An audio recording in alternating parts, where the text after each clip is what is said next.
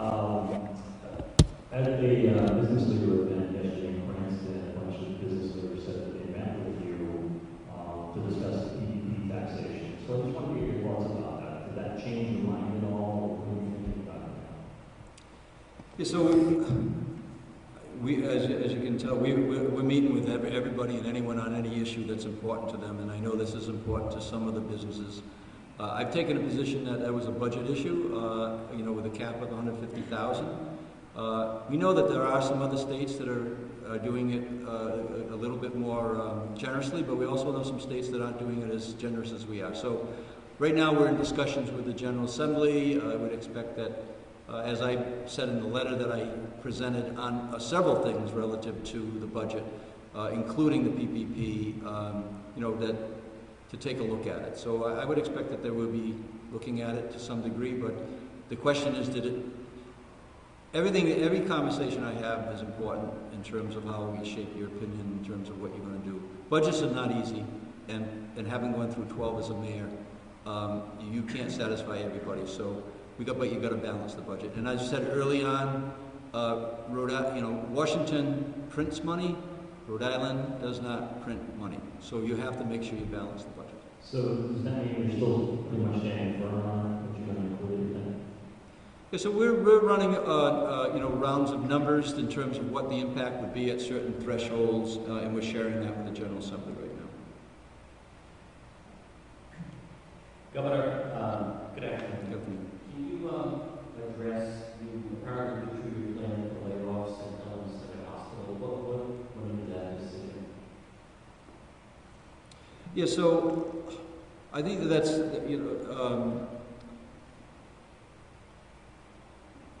so during the budget time, okay, let's be real about this.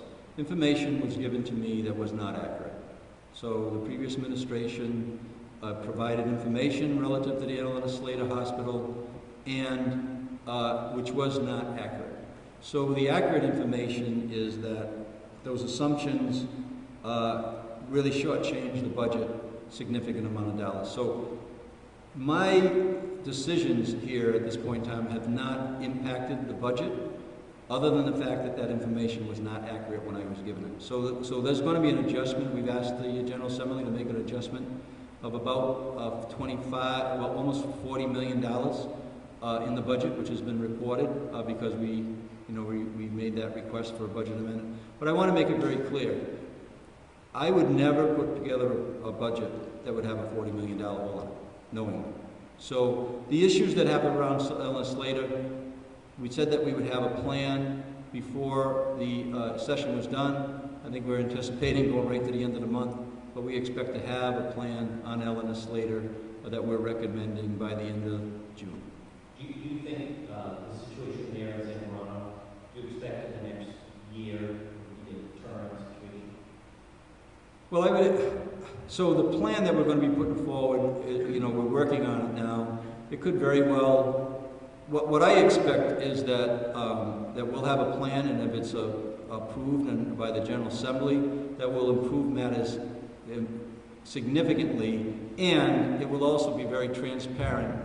And as I said, when we went through the budget time frame, there were assumptions that were given to us that were not real. It was a fairy tale. And as a result, the budget that we presented was short the revenue because there were assumptions that were made in terms of the closure, for instance, of Reagan, beginning July 1st. That was not going to happen. It wasn't going to happen then. It wasn't going to happen when I said, let's put a pause and take a relook. In fact, it got to the point in my meetings this week where I just said, okay, the pause is off. Do we still have a $40 million problem? Yes, we still have a $40 million problem. That pre-existed because of misinformation at the time.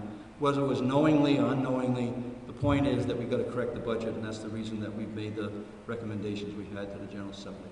Just to follow on that, Governor, what do you tell the families of people who have loved ones at San Bruno or what's your message to them? The message right now is that the service level is not going to change until, and then if there is a plan, we will certainly communicate that to all families and anybody that's impacted, including staff, including administration. It's not going to be inexpensive. This thing has not been taken care of for many, many years. And so this is not going to be an inexpensive strategy. As you know, we put $65 million into the budget for construction in anticipation of, of correcting the issues that surround the Elena Slater and Zambrano in particular.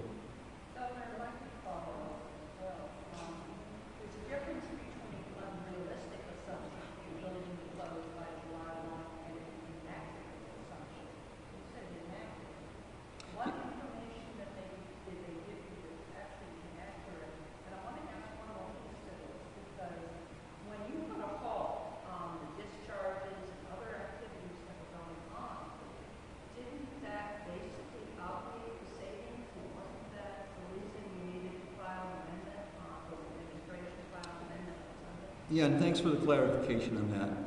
The answer is no. The relook on what was going to happen at Zambrano or Elena Slater did not impact the reason that we needed to ask for a budget amendment of the $40 million.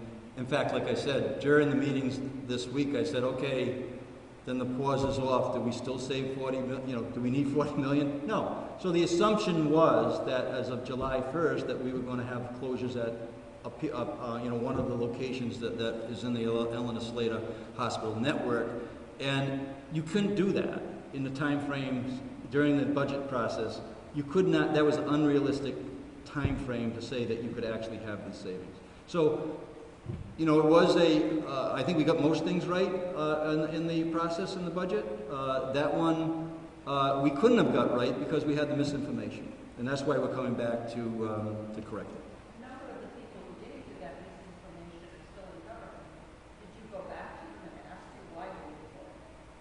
Oh yes, we're having conversations, but those are conversations ongoing in terms of, look, if it was, as I always say, if it was easy, it would be done.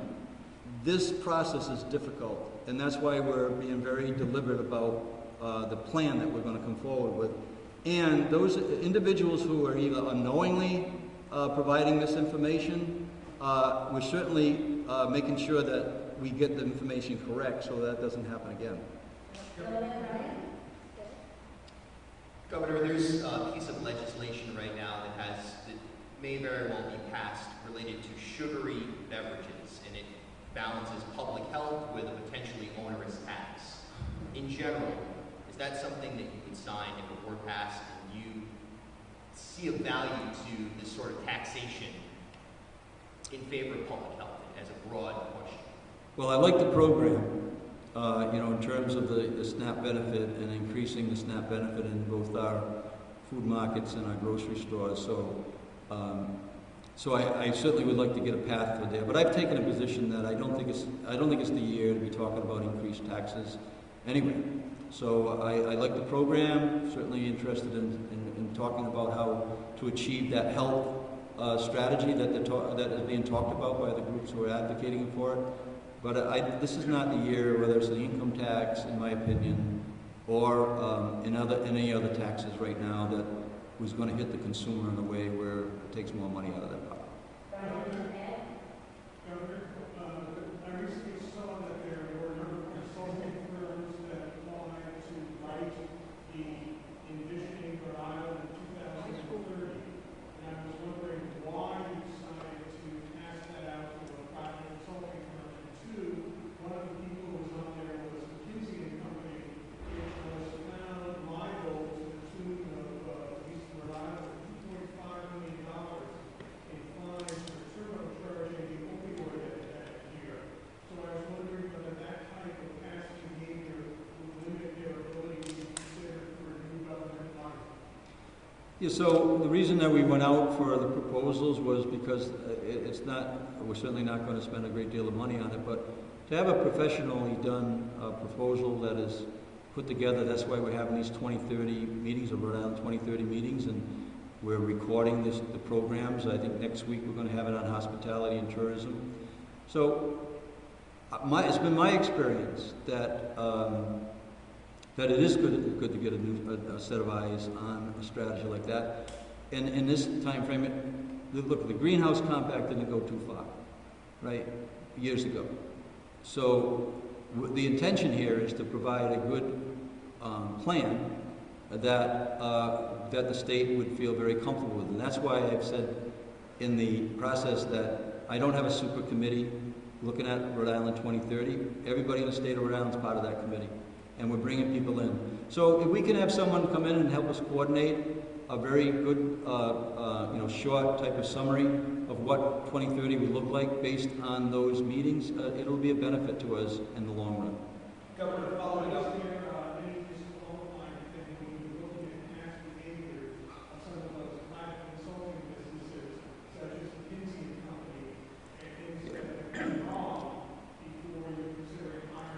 So, of course, people's background matters, but we'll take it one at a time as we go through there. I'm not going to make an assumption there. You're telling me something that I'm not completely aware of, but at the same point, of course, the behavior of an individual that we do business with is going to really matter, right? Thank you. Governor, following up on a question we got last week about cybersecurity and the state's preparedness, have you had any more conversations about the state's ability to fend off ransomware attacks? Have you got assurances that the state is in a good position for that? Are you asking anything of state contractors and vendors or checking with big infrastructure around the state, state agencies and around the country and infrastructure for targeting? Well, we know it's important. So we certainly have had conversations with Jim Thorson. I think he's going to finally get approved as our DOA director this week. I understand he's on the schedule. So I would let, I'll defer that to Jim Thorson and the work that they're doing right there. I can't really get into details, but I can tell you that we are very aware of the fraud and the cybersecurity issues that have even hit the state recently on our unemployment. Right, in our areas in terms of grants that have come out of commerce that we have,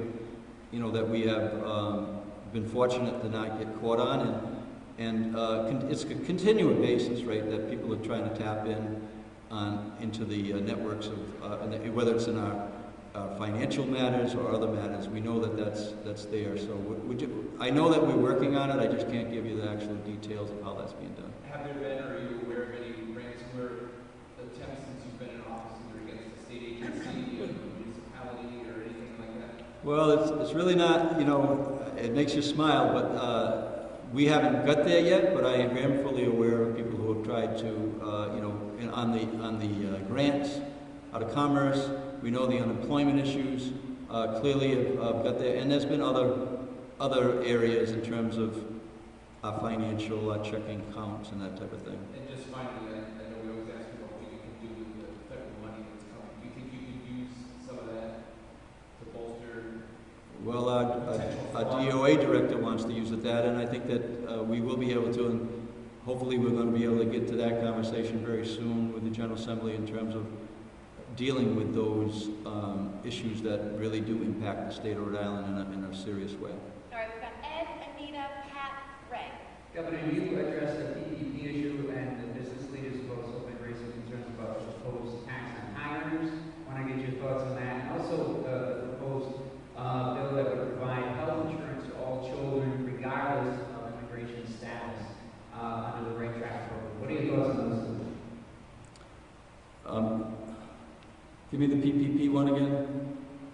The tax on the high earners, the raising the income tax on the highest bracket, business communities opposed. What do you think about Yeah, so if it was like a wealth tax or an income tax, is that what you're talking about? Yeah. Yeah, so I'm not in favor, I've said publicly I don't favor additional taxes this year, whether a wealth tax or whether on a Coca-Cola. So, yeah, so I don't agree with that. As far as the PPP, we've kind of really went around and around on that issue. That's a budget issue. We created a threshold that supported 90% of the people who actually applied for PPP loans. And I feel comfortable being there. If the General Assembly moves it another direction, we did put a letter on the record on several things, including taking a look at making runs on different levels in terms of the dollar amount, including the hospitals. Right, the hospitals we went from a 5% to a 6% in that letter. That's about $30 million that would start July 1st. We feel as though that they probably should revisit that based on what that might do to the hospitals immediately, but then kick in the 6% the following year. And do you have any thoughts on providing the right track coverage, medical coverage for children regardless of immigration status that's proposed? Yeah, I'd have to look at that in terms of, I got to balance everything on the budgetary side, but in principle, I'm on board with it. Anita, I'm coming to you.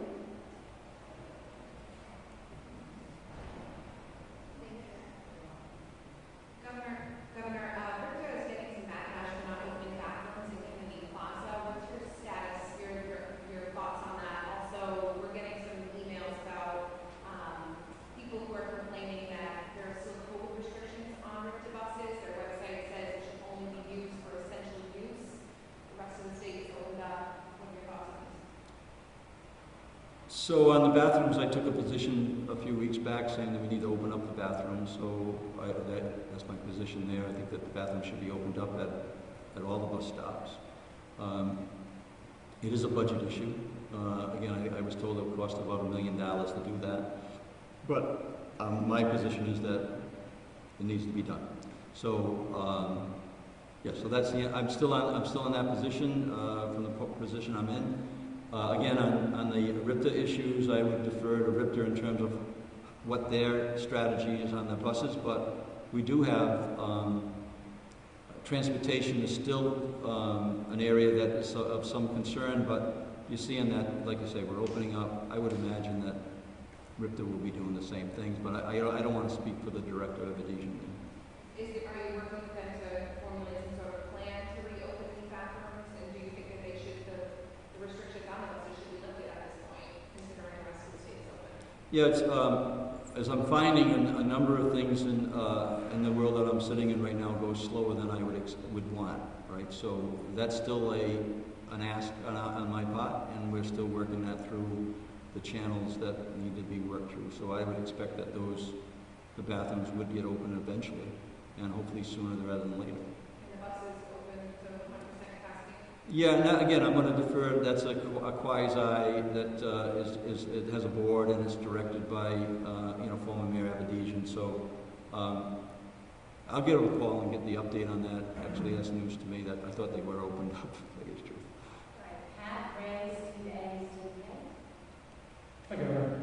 When you see the $400 million plus surplus, it points to one of two things: either A, the government's overtaxing, and B, in a state like Rhode Island, they clearly are out of things to spend money on. Never thought we'd see that, right? But there are a number of quality of life taxes in Rhode Island which, if eliminated, would minimize, take a small portion of that. And I looked to, of course, PPP, and that was brought out by the percent, but also things like taxing medical cannabis. Why in a state like Rhode Island we tax, well, medicine for the dying? I'm not sure. But is it time to either A, revise taxation rates in the state, or B, similarly eliminate these quality of life nuisance taxes? All right, so I'm going to try to connect those, but I'm going to start off with the $400 million surplus. It makes me smile. It's a lot better than the $400 million deficit that was reported last summer, which the report was $900 million. I think I was the first elected official who said that that's not true, and continue to press against those who were saying we needed to raise taxes because we were in a situation where we were in a spiral where we're going to run these large deficits. That didn't happen. So I'm happy about that. But it is one-time revenue strategies that you need to be careful of, because we don't know exactly whether you can repeat that or not. If you're right, in terms of that we can repeat it, I'm going to try to do that. But I don't think that's going to happen based on the services that were not fully open that are going to get open this year. So I think you be careful on one-time revenue,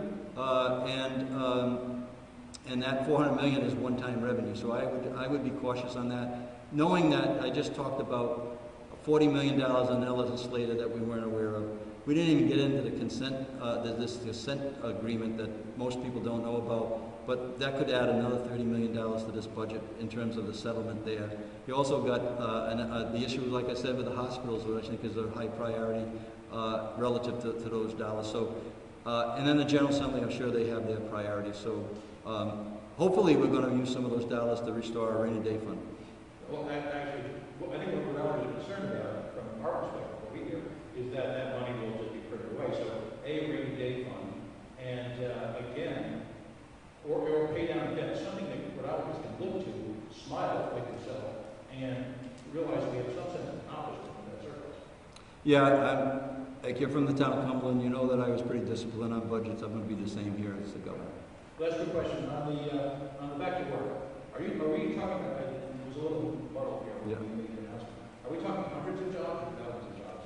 Or that? No, right now I think that we're talking about close to 1,000 new, jobs. People, it's 590 that's fully back to work, 445 that are using holding on to the benefit, and another 46 that, because of the change in terms of what a person can collect, has now received an additional benefit.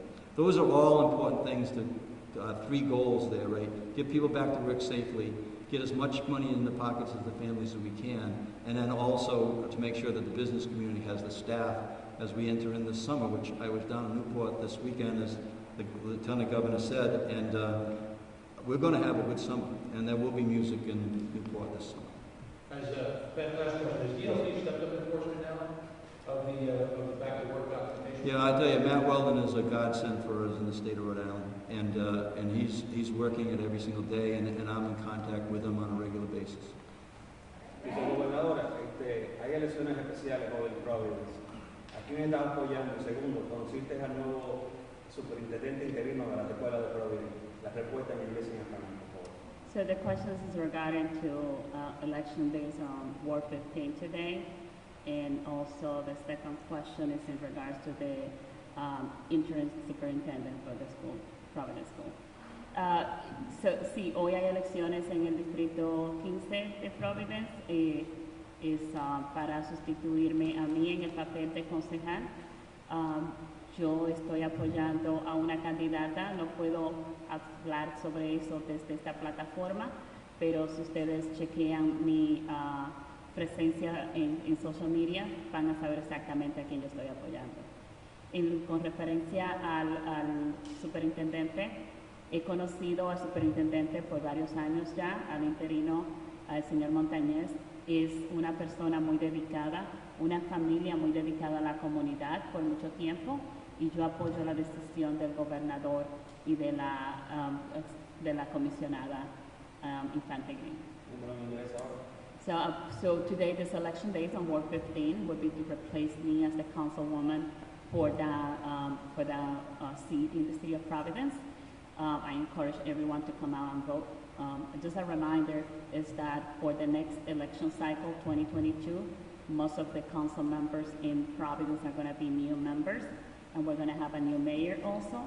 We need to be sure that we have individuals that understand government and that understand the work. So I encourage everyone to go out and vote today. I'm supporting someone, I cannot say it from this platform, but I think she's the best candidate for the position. If you see my social media presence, you will see who I'm supporting. It's public already. When it comes to the interim superintendent, I have known Mr. Montañez and his family for many years. He is a dedicated member of our community. Him and his family have a history of doing a lot of community work. So I support the decision of the governor and the commissioner Infante Green on having him to be the interim superintendent. Did you play a role in this election? No, I did not play a role in this election. Kevin, you mentioned the homeless situation in camps in Providence and elsewhere, and you also mentioned that there's plans on the table to address this. But looking at the plans, they're not really equal to the size of the problem. And is there a plan in the books, or is there money being thought of that would both deal with the homelessness issue in the state and provide services to people before we get the building more affordable housing? Once it's not here, it's out. More than 300 people are the homeless in the state. I have to say, we have to acknowledge the problem is big, and we have not always prioritized this as an issue. I think that right now, just look on Friday, just adding those 30 units, and I know there's the criticism that 30 units is still not doing enough, but it's doing something. Those are 30 families that are gonna have a safe place that they can afford to live. And I'd rather make progress in help 30, 60, 100 family than do nothing because, the problem is too big. If I cannot find a big solution, nothing can be done. So I think right now we're in a good position because there's a concern from all level of government. The governor is making this a priority. The speaker and the Senate president making this a priority. But we have to be aware that's not going to be one solution that's going to solve this. But I do believe that we can make Rhode Island a place in which homelessness is eliminated. If we continue to work together the way how we are doing it, we can make that happen. Can I weigh in? Is that right? So, and I actually thought I was going to have some notes on this issue. I think it's really important for people who are concerned and advocating for people who are either having trouble paying their rent, paying their mortgage, or don't have a place to because they don't have the money to pay their rent. There's millions of dollars, $250 million plus dollars, that Rhode Island is going to distribute to individuals that have as much as a $74,000 family income to help them with their rent up to, I believe, almost 12 months. So I would be referring everybody that is watching this or listening to that's having trouble with their rent, having trouble with their mortgage payment, to either contact our office or contact Rhode Island Housing, who is managing that program. But I agree with the Lieutenant Governor. At least in the short term, as we're trying to get our arms around the need to have more units and invest in that, the short term is very bright for those people who are struggling in that way. Our challenge is to make sure we get the word out to people. There's a program that's in terms of helping people with their mortgages that people could earn as much as $118,000 a year, a family. Right now, that's available. So thank you for asking that question, and we're going to make information more and more available. But Rhode Island Housing has the details of those programs, including those dollars are going to help as many as 15,000 to 20,000 families that are having difficulty with their utility bills right now, which is certainly a focus of mine in terms of some of the ideas I have. But short term, there's relief.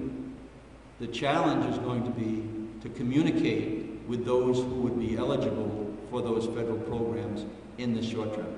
Long term, it's going to be more of a challenge. But right now, there is relief that you could kind of deliver that information. That'd be great. It's going to help a lot of people. The last couple questions for Steve and Richard.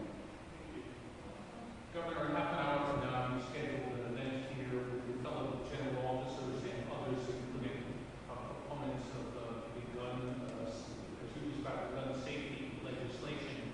The gun rights community is complaining, saying we invited some of the lobbyists on that side. State House closes at 3 o'clock. They are excluded. They can't come in and lobby their legislators on their point of view because the State House is essentially closed during the time that the legislature meets. And they see this as a matter of fundamental unfairness. How do you respond? Well, I think that if they are in the building, they can stay in the building. And if they're, it's going to be a bill signing, so the lobbying is over. So in that case, and if there's any time that we need to do this, just look what's happening even in our own state. We need to really get on top of the issues that have to do with these gun safety issues and the education. But if they're in the building at 3 o'clock, if this room is going to be open, they can certainly be here. But I would say that the lobbying is over. The bill is going to be signed. What bill is being signed? The gun control legislation. It's our first conference. Well, that hasn't been passed yet, or is that? I thought it was an announcement that it was going to be passed. All right, so I got misinformation there. But yeah, they're in the building. They can come in. If they're in the building, I would say that they can show up. So, Governor, quick question about the private school contract. Could you just clarify who's involved with the negotiations? Mayor Lorza sent out a fundraising letter saying, I'm currently reforming the teacher contract. Is he more involved with the negotiations than we would be aware of? no, So that's not an accurate statement? no. Does he have any involvement whatsoever in this process? We're reaching out to all municipal leaders. We're reaching out as our deep dive into the Providence issues. We're going to be talking to all the parties, whether they're, in agreement with the fact that there's a takeover or not. So, from that point of view, we're talking to everybody. But as you can see, yesterday our office injected ourselves as the lead negotiator on that teacher contract. And at the moment, that's how it stands. Thank you. You're very good as a communicator. You've been holding all these news conferences. You've been open for questions. What messaging have you felt has been most difficult to communicate to the people of Rhode Island moving forward in ways that you don't think you've been heard?